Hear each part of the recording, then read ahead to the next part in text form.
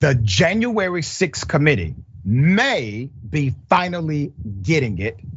Also, Steve Bannon is headed to prison for sure. And Donald Trump believes he will be indicted. Let me first bring to your attention the subpoenas that are going out to members of Secret Service. That's an institution. That is a powerful institution.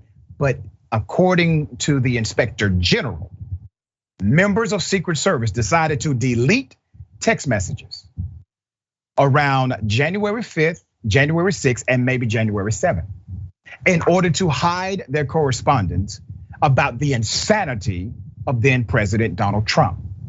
That's a no-no, because based on the timeline, Homeland Security, which by the way oversees Secret Service, these emails were requested, these text messages, were requested and then deleted. Now, obviously, the spin doctor, communications chief for the Secret Service agency, he's saying something totally opposite, even saying that they are fully cooperating with the investigation of the Inspector General's office, while the Inspector General is saying on record to the United States Congress, they are not fully cooperating with us. Okay, this is an update. So let's go to Chairman Thompson of the January 6th committee. Chairman Thompson wrote, the select committee has been informed that the United States Secret Service erased text messages from January 6th and January 5th, 2021 as part of a device replacement program. What? And by the way, there's no internal documents about this program. In a statement issued July 14th, 2022, the Secret Service stated that it began to reset its mobile phones to factory settings as part of a pre-planned 3-month migration system thing. Because that makes sense. Why would we not reset our phones? In that process, data resident on some phones was lost, according to them. However, in the Secret Service statement, none of the text, which is DHS Office of Inspector General, was seeking had been lost in the migration. Chairman Thompson sought information about Secret Service text messages on Friday from January 5th and 6th, 2021 that were reportedly erased, and reiterated 3 previous requests from congressional committees for information. They have gone ignored. All right, let's put up the picture of this guy. You see, these text messages would have also covered the time frame that Tony Ornato, Trump's deputy White House chief of staff, was allegedly involved in doing what? Well, he attempted to spirit away Pence on January 6th, preventing him from certifying the election results. Now, that's pretty damning. Now, I've counted 11 separate operations that they engaged in order to overturn the election. 10 of them were illegal. 1 was legal, and that was going through the court system, but 10 were illegal. This is number 12. So they had a plan to literally kidnap the vice president of the United States to stop him from certifying the election. And let's not forget, Donald Trump wanted Mike Pence dead. When he heard that Mike Pence was not going to do what he demanded him to do, not signing the electoral certification, he didn't want him to do it. Mike Pence said, I gotta do it, it's constitutionally mandated. Once word got out, individuals in that mob, the terrorist group, started saying, kill Mike Pence, hang Mike Pence. Trump gets word of this. He's told they're saying hang the vice president. What does Trump do? Minutes later, while watching everything unfold on a TV screen, he tweets that Mike Pence has betrayed the nation. He wanted them to kill his own vice president, not because he was mad at Mike per se, but because that got him to his goal. No vice president, no certification of results, because the Constitution does not provide a chain of command for the certification. If you eliminate Mike Pence, then you are in territory that is constitutionally undefined.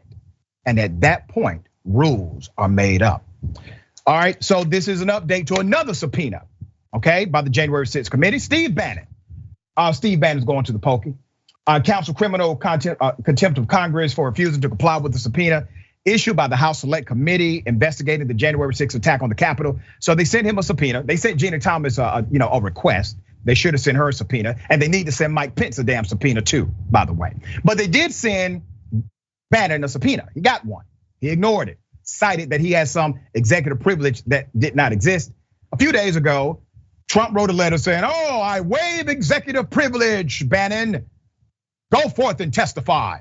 Well, you're not the president anymore, sir. And that whole thing, that defense he brought up was a bunch of malarkey. It's not even real, okay? So this was a legal attempt so that Steve Bannon and his attorneys can say to members of the jury, "Oh, wow, listen, we're willing to testify now." No, damage is done, sir. You go into the pokey. Now, Trump is telling his team that he needs to be president again to avoid these criminal investigations, which will lead to indictment. In recent months, Trump has made clear to his associates that the legal protections occupying the Oval Office are front of mind for him. 4 people with knowledge of the situation told this to Rolling Stone. Trump has spoken about how when you are the president of the United States, it is tough for politically motivated prosecutors to, and I quote, "get to you," says one of the sources. He says when, not if, he is president again, a new Republican administration will put a stop to the Justice Department investigation. Now, this shows you he anticipates indictment at some point. They need to go ahead and indict his ass now. This has to happen, period, all right? Make no mistake about it. Donald Trump running is going to be bad. Even if he runs and loses, what do you think is going to happen? You don't have to be concerned about him running and winning only. You have to also be concerned about what happens when he runs and loses. I do think he's going to announce his bid for president right after the midterm elections. And I think instead of DC, he would do it in Florida to upstage DeSantis, his #1 challenger, if he runs in the Republican primary. And there you have it, my speculation. Thoughts? Yeah, starting with the text messages from the Secret Service, that's insane that they would have erased messages from January 5th and 6th. And it's obvious why they would have done that. They had things that they wanted to hide.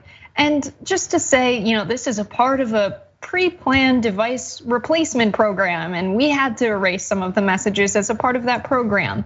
But there are some messages that are still there. And the messages that are still there are precisely the messages that you all need.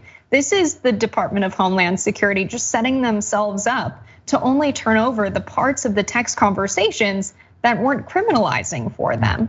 They can leave some text out at their discretion. That's exactly what they've set themselves up to do. That's really concerning. Just the fact that they're able to do that, and Benny Thompson's doing a really good job putting pressure on them to ensure that they actually get the full record of text messages from them. Benny Thompson's doing a really good job running that committee. But also Trump avoiding criminal investigation for the purpose of running again really reminds me of the Iran-Contra scandal back in the 80s, where we had all of these folks involved with a conspiracy to overturn a government in Nicaragua, right? This wasn't an insurrection in the United States, it was one overseas. But you had all of the folks that were leading that effort to give military aid to the Contras in Nicaragua, which was a right-wing opposition group planning to overturn a democratically elected regime. And when they were caught doing this, when there was specific legislation dictating that the United States government should not give aid to the Contras, they were then pardoned by the next administration, by Bush, after Reagan came out of office. And Lawrence Walsh, who was the head of that committee investigating, that affair, they said that this sends the message that people in power and those with powerful allies are above the law. And that really set a precedent that now Trump wants to come to power again, pardon himself and pardon those that were involved in the first insurrection. And I think you're absolutely right that if he loses, he's going to learn from his mistakes the first time around and attempt an insurrection again. Yeah, and he may be successful the next time.